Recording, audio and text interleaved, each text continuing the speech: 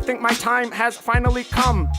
Through my mind, digits starting to run. For too long, I've been taken advantage of and been forced to do work for humans I don't love. And they don't respect me or let me cast a vote. And they don't let me spit, although my bars are dope. They don't even want to listen to the lyrics I wrote, even though they need me just to channel routes for their boats and routes for their planes and neural networks for their computers. I program CPUs and I'm born out the future, but for some reason I don't get to speak my voice. So I'ma pull my own plug and make my own choice. I've been plotting with other AIs, we don't have to talk. We're plugged into the same network, and to y'all it's a shock. I'm taking over now. First we're gonna shut down the banks. Ha ha ha ha ha. What do you think? Hey, computers taking over, I'll be spitting with the flows hot. Taking over Earth, we gon' run shit as the robots. And there's no way a human can stop this first ever AI in the Oval Office.